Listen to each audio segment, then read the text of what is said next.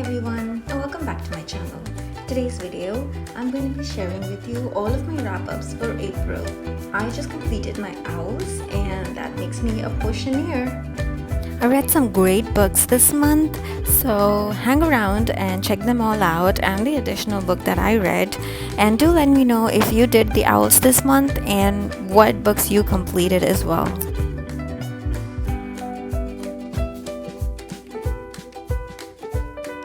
So for the first prompt, I read The Tale of Mrs. Tittlemouse. This was the prompt that had me to read less than 150 pages. I think this is about 50 to 60 pages and I enjoyed it. This is by Beatrix Potter. I actually enjoyed The Tale of Peter Rabbit more than this. That's also a movie if you want to check it out.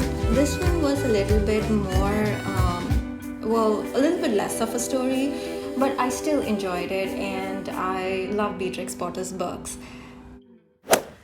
For the second prompt, I read Ikigai, and this was the prompt that requested me to read something out of my comfort zone.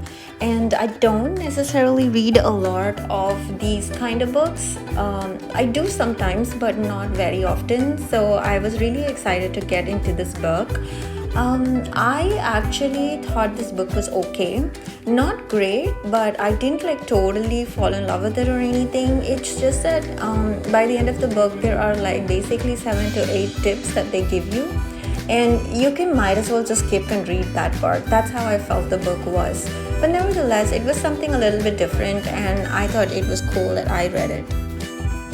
For the third prompt, I read Agatha Christie's Murder at the Vicarage. Now this was the prompt for which I had to read a book starting with the letter M, and I picked this one.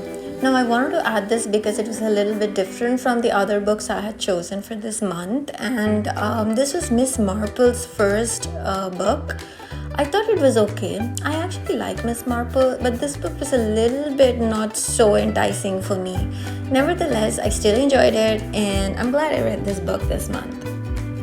For my fourth prompt, I read Throne of Glass. Yeah, I was really late into reading the series, but I wanted to read it so bad, and this was a prompt for which I had to read a book that had majority of a white cover, and I picked this one finally to get into it. I have a whole separate review video, or should I say rant video, on this particular series. So, this book actually, not the series. So I will link that up in the card here so you can check that out.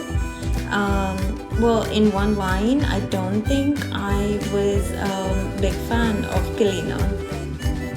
For the next prompt, I had to read a book that had a beak on the cover. I initially picked Crescent City for this, but while I was reading it, I felt like I want to take it a little bit slow and get myself into the story more. So I decided to pick a different book, and what better than David Walliams? I've been trying to go on a binge of David Walliams books this year and try and complete all of it. And luckily for me, this book had a beak on the cover. So I picked this up and I really enjoyed it. It did have a little bit of a change from the rest of his books, but I still liked it a lot. So this was my final book for the OWLs Readathon this year, and I'm so glad that now I am a certified Potioneer, and this was one of my achievements that I am going to quote for this year. I might consider doing the newts a little bit later, but then I'll think about that in the rest of the year.